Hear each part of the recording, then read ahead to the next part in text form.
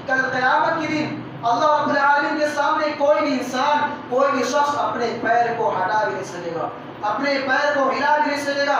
جب تک کہ اللہ رب العالمین کو جواب نہ دے دے گا تب تک وہ اپنے پیر کو ہلا بھی نہیں سکے گا، ہٹا بھی نہیں سکے گا۔ میرے پیارے اور بھائیوں،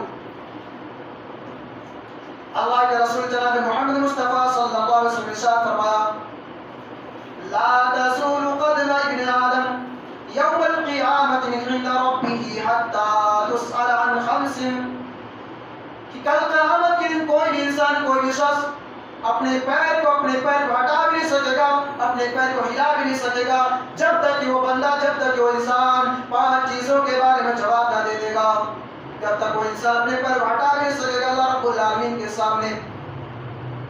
میرے نوجوانوں، میرے پیاروں بھائیوں، وہ کون سا پہلا سوال ہوگا جو اللہ رب العالمین اپنے بندوں سے سوال کرے گا کل قیامت کے دن؟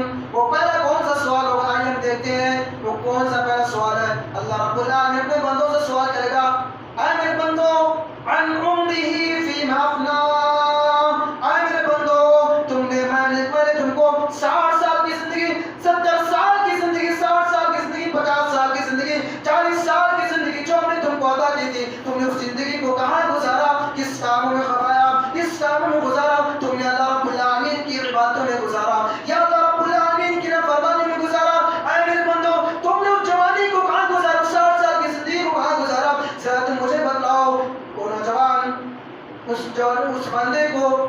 اس بندے سے اللہ رب العالمین یہی سوال کرے گا، اور اس نوجوان اس بندے کو جو ہے اپنے پوری زندگی کے بارے میں جواب دینا ہوگا، اپنے 60 سال کی زندگی کے بارے میں، 40 سال کی زندگی کے بارے میں، 50 سال کی زندگی کے بارے میں جواب دینا ہوگا، بغیر جواب دیے چھٹکارا نہیں میرے پیارے بھائیوں۔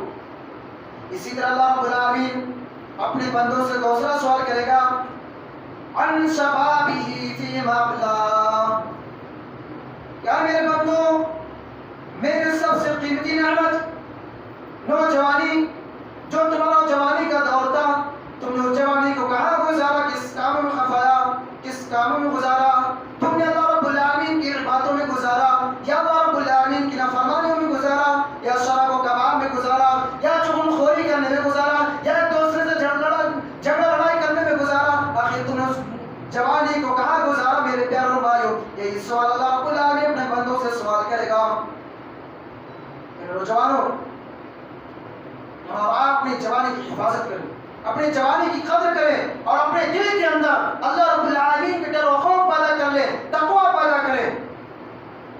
آج ہمارے اور آپ کے اندر اللہ رب العالمین کا ڈر و خوف ہے، لیکن اللہ کی قسم یقین جانیے کہ آج ہمارے دل کے اندر اللہ رب العالمین کے ڈر و خوف موجود نہیں ہے۔ کس اعتبار سے؟ اس اعتبار سے اللہ کے رسول جناب محمد مصطفیٰ صلی اللہ علیہ وسلم نے ارشاد فرمایا کہ کل قیامت کے دن کچھ ایسے لوگ بھی ہوں گے جو بہت ڈھیر ساری نیکیاں لے کر کے آئیں گے، ان کے پاس پہاڑ جیسی نیکیاں ہوں گی، لیکن اللہ رب العالمین ان نیکیوں کو قبول نہیں کرے گا، اللہ رب العالمین ان کی نیکیوں کا کوئی صلہ نہیں دے گا۔ پوچھا کہ اللہ کے رسول صلی اللہ علیہ وسلم وہ کون سے لوگ ہوں گے جو بہت ڈھیر ساری نیکیاں لے کر کے آئیں گے، ان کے پاس پہاڑ جیسی نیکیاں ہوں گی، لیکن اللہ رب العالمین ان کی نیکیوں کو قبول نہیں کرے گا، ان کی نیکیوں کا کوئی صلہ نہیں دے گا؟ اللہ کے رسول جناب محمد مصطفیٰ صلی اللہ علیہ وسلم نے ارشاد فرمایا، وہ وہی لوگ ہوں گے جو نماز بھی پڑھتے ہوں گے، جو روزہ بھی رکھتے ہوں گے، جو زکوٰۃ کی ادائیگی بھی کرتے ہوں گے، جو حج بھی کرتے ہوں گے، لیکن جب وہ تنہائی میں جاتے ہیں، جب وہ تنہائی میں جاتے ہوں گے تو وہ اللہ رب العالمین کو حرام کاموں کا انجام دیتے ہیں، جن چیزوں کو، جن کاموں کو اللہ رب العالمین نے حرام قرار دیا میرے پیارے بھائیوں، وہ وہی لوگ ہوں گے جو کل قیامت دن بہت ڈھیر ساری نیکیاں لے کر کے آئیں گے، لیکن اللہ رب العالمین ان کی نیکیوں کو قبول نہیں کرے گا۔ جو تنہائی میں ہوتے ہیں، جب یہ دیکھتے ہیں کہ ہمیں کوئی نہیں دیکھ رہا ہے، نہ تو ہمارے گھر والے دیکھ رہے ہیں، نہ تو ہمارے پاس پڑوس والے دیکھ رہے ہیں، نہ تو ہمارے رشتہ دار دیکھ رہے ہیں، نہ تو ہمارا کوئی دوست احباب دیکھ رہا، جب اس حالت میں جب انسان جو بندہ ہوتا ہے، تنہا ہوتا ہے، تب وہ ان کاموں کو کر گزرتا ہے، ان چیزوں کو کر گزرتا ہے، جن کاموں کو، جن چیزوں کو اللہ رب العالمین نے حرام قرار دیا ہے۔ وہ ایسے لوگ ہوں گے جو کل قیامت میں بہت ڈھیر ساری نیکیاں لے کر آئیں گے، لیکن اللہ رب العالمین ان کی نیکیوں کو قبول نہیں کرے گا۔ نوجوانوں، آج ہمارے نوجوانوں کے سامنے اور ہمارے پردہ نشین خواتین اور بہن کے سامنے جو دوسرا مسئلہ ہے وہ کیا ہے؟ زندگی کا کوئی مقصد نہیں ہے، صرف کھانا ہے، پینا ہے، عیش و آرام کی زندگی گزارنا ہے، انجوائے کرنا ہے، بس یہی ہے۔ نہیں میرے پیارے بھائی، نہیں میرے پردے نشین خواتین ہماری ماں بہنوں، غور سے سنو کہ آج ہماری زندگی مسلمان کی زندگی نہیں ہے، ایک مومن کی زندگی کا مقصد یہ نہیں ہے کہ صرف کھانا ہے، پینا ہے، عیش و آرام کی زندگی گزارنا ہے، انجوائے کرنا ہے۔ یہ زندگی کا مقصد نہیں ہے، ایک مومن کی زندگی کا مقصد نہیں ہے، ایک مومنہ کی زندگی کے مقصد نہیں میرے پیارے بھائیوں۔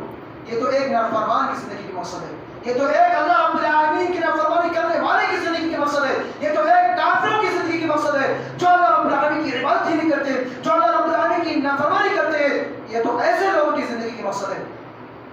مشرکین مکہ کہا کرتے تھے کہ ہمیں تو صرف اس دنیا کے اندر صرف کھانا ہے، پینا ہے، عیش و آرام کی زندگی گزارنا ہے اور صرف مر جانا ہے، اس کے بعد مرنے کے بعد کوئی آخرت کی زندگی نہیں ہے۔ وہ لوگ آخرت پر بھروسہ نہیں کرتے تھے، آخرت کے یقین نہیں کرتے تھے، آخرت پر ایمان نہیں لاتے تھے، وہ کہتے تھے اس کے بعد آخرت کی کوئی زندگی نہیں ہے۔ مشرکین مکہ کہا کرتے تھے۔ میرے نوجوانوں، میرے پیارے بھائیوں، ایک مسلمان کی زندگی کی مقصد ہے، ایک ٹارگیٹ ہے، ایک مقصد ہے۔ وہ ٹارگیٹ کیا ہے، وہ مقصد کیا ہے، وہ زندگی کی مقصد کیا ہے میرے پیارے بھائیوں؟ آئیے ہم جانتے ہیں۔ اللہ رب العالمین 27 پارے کے اندر ارشاد فرماتا ہے وَمَا خَلَقْتُ الْجِنَّ وَالْإِنسَ إِلَّا لِيَعْبُدُونَ۔ ایک مسلمان کی زندگی کی مقصد ہے، ایک مسلمان کا ٹارگیٹ یہ ہے وَمَا خَلَقْتُ الْجِنَّ وَالْإِنسَ إِلَّا لِيَعْبُدُونَ۔ اللہ رب العالمین کی عبادت کرنے کا زندگی کا مقصد ہے، اللہ رب العالمین کی عبادت کرنا ہے، اللہ رب العالمین کو راضی کر لو، یہی ایک زندگی کا مقصد ہے۔ اللہ رب العالمین کی عبادت کر لو، اللہ رب العالمین کو راضی کر لو، اللہ رب العالمین کو خوش کر لو۔ میرے نوجوانوں، میرے پیارے بھائیوں، یہی ایک مسلمان کی زندگی کے مقصد ہے، یہی ایک مومن کی زندگی کے مقصد ہے۔ اللہ رب العالمین قرآن مجید کے اندر ارشاد فرماتا ہے قُلْ إِنَّ صَلَاتِي وَنُسُكِي وَمَحْيَايَ وَمَمَاتِي لِلَّهِ رَبِّ الْعَالَمِينَ کہ کہہ دیجئے کہ میری نماز، میری قربانی، میرا جینا مرنا، ساری کی ساری عبادت صلی اللہ رب العالمین کے لیے ہے۔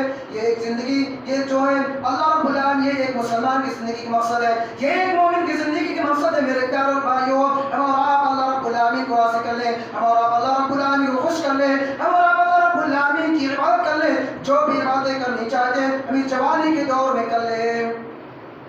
یہی ایک ٹارگیٹ، یہ ایک مقصد ہے، آخرت کو کامیاب بنانے کا مقصد ہونی چاہیے۔ ایک قارون کا نام گزرا ہے، جانتے ہوں، جو بہت بڑا دولت مند تھا، بہت بڑا دولت مند جائیداد والا تھا۔ اس کے قوم والوں نے کہا کہ اے قارون، اللہ رب العالمین قرآن مجید میں ارشاد فرماتا ہے وَابْتَغِ فِيمَا آتَاكَ اللَّهُ الدَّارَ الْآخِرَةَ کہ اے قارون، تم اس دنیا کے اندر سب کچھ کرو، شادی کرو، اپنے عورتوں بیویوں کے پاس اور اپنے بال بچوں کے ساتھ اچھا سلوک کرو، حسن سلوک کرو، کھاؤ پیو، عیش و آرام کی زندگی گزارو، نوکری کرو، کماؤ، سب کچھ کرو اس دنیا کی زندگی کے اندر، لیکن جو تمہارا مقصد ہے وہ آخرت کو کامیاب بنانے کا مقصد ہے۔ قارون کی قوم کے لوگوں نے قارون سے کہا کہ تمہارا جو زندگی کا مقصد ہونا چاہیے وہ صرف اور صرف آخرت کو کامیاب بنانے کا مقصد ہونا چاہیے۔ میرے نوجوانوں، لیکن آج